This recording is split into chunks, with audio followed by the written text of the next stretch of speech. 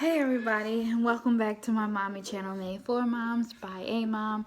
And before we get this video started, make sure you hit that subscribe button so you can join the mommy club because it's awesome.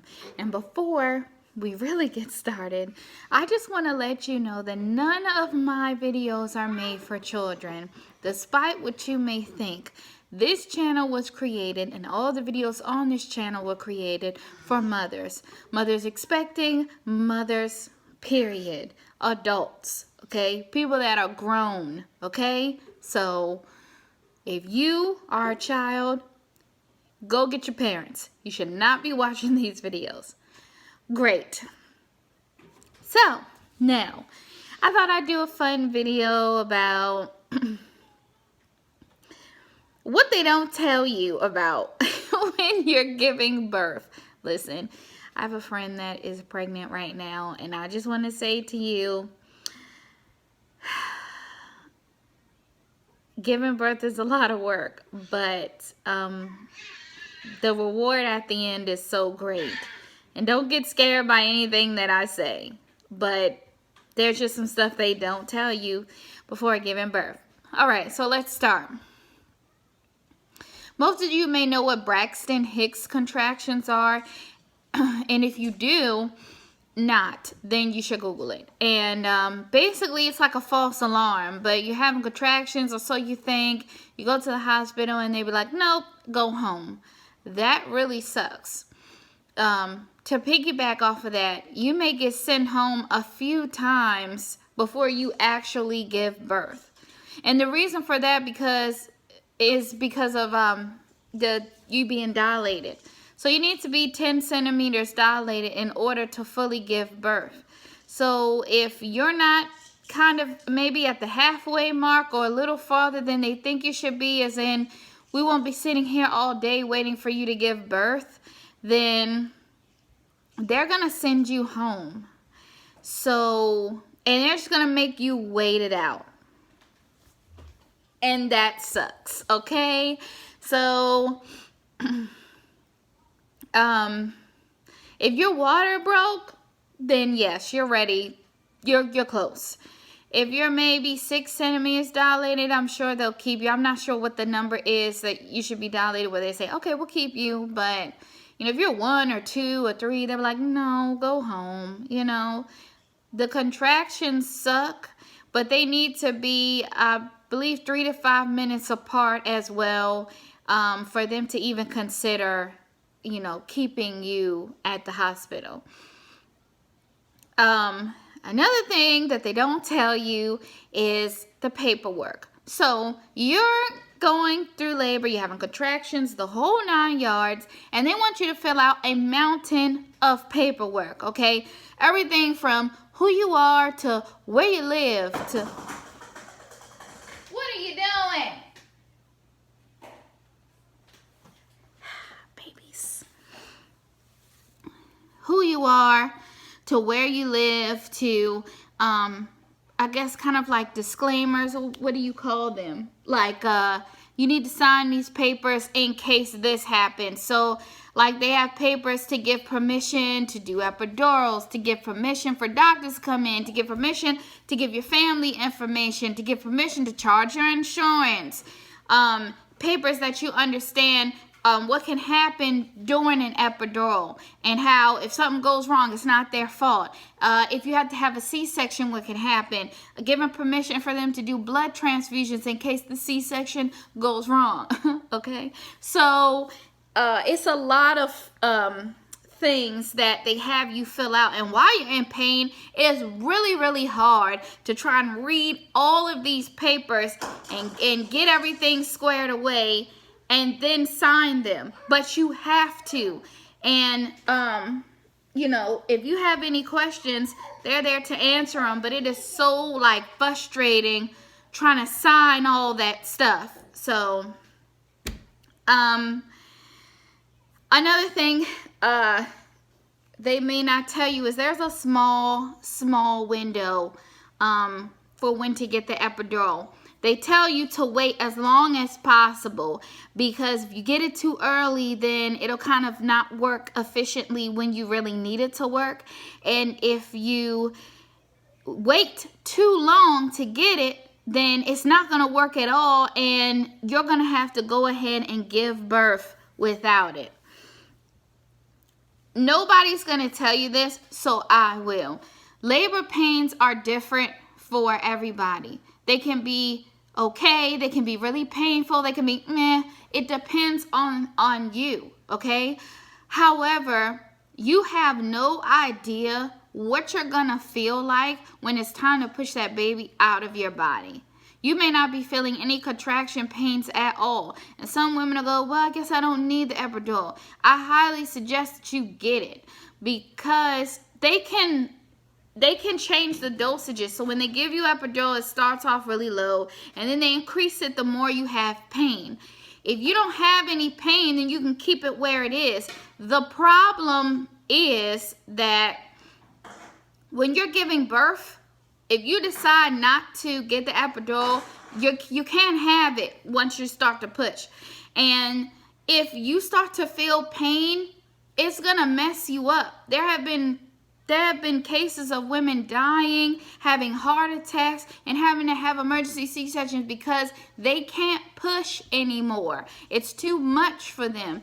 Don't put yourself through that. Don't try to be a hero. Just go ahead and get the epidural, and I'm telling you, you never know what can happen. So in the effect that you need a C-section, you got to get an epidural anyway. So,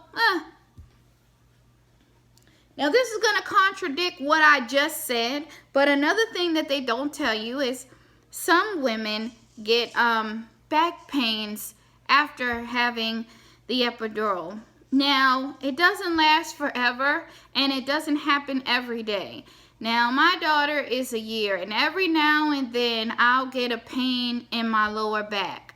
I don't know why this happens, but it won't last forever. Eventually, you won't have that issue. Working out and doing yoga or things like that to strengthen your back really help with that as well. And if you're overweight, losing weight helps as well. But it won't last forever. And to be honest with you, the epidural was the best decision that I made. Okay, so, because I was in a lot of pain. So, yeah. Another thing that they won't tell you, and I didn't have any experience with this because I had a C-section, but it's almost like you're giving birth twice, and I'll tell you why. After you push out the baby, you have to push out the afterbirth. You know, all the stuff that was up in there with the baby, the placenta, and some other goo. The placenta is pretty big. Sometimes it's like 2 pounds, you know what I'm saying? So you have to push again because you have to get that out. All that has to come on out. So you think you're done after I'm done, the baby's out, and then all of a sudden they're pressing on you to get the rest of it out. So just know that you gotta push a little more after the baby comes out because you have some afterbirth that needs to come on out of there. All right. Another thing maybe people don't talk about, but I had a few people talk to me about it when I was pregnant, is what to do with your placenta. So they do like stem cell research and other things. Placenta is actually very important for the baby. There are some people who keep it and they drink it or eat it or put it in their smoothies. If you're breastfeeding, or it helps you heal better. There's like a lot of benefits for that. It sounds really gross. So if you decide that you don't want to do that, I'm not judging you because I told them to throw my placenta away, right? I didn't want it. But they also you have to pay for this though, but you can have your placenta sent to like another lab where they store it, and if anything along the way happens with your baby or whatever, or they want to test it or whatever they want to do, they'll come and pick it up after you give birth. You do have to pay for it, but that's something, if you're interested in stuff like that, you should check it out. You know, you never know. Wait a minute. All right. She's learning to speak. trying to say milk. Okay, so next, is that it? There's a lot of, don't expose me now. There's a lot of different medications you may need, antibiotics, and you will have to get an IV in your arm.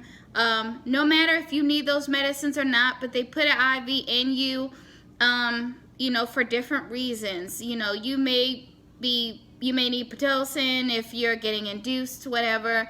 You may, you know, once they tell you that you can't eat or drink after some time, they start to put like nutrients and stuff like that into your IV so you won't like be dehydrated and keep the baby healthy and stuff like that. So, you know, different medications. So they will be putting an IV in you that you have to keep in, you know, during the time. Another thing that you may not know is that some people can get cut down there. So what that means is, you know, if the baby's head is pretty big, for one, you can tear down there in your vagina.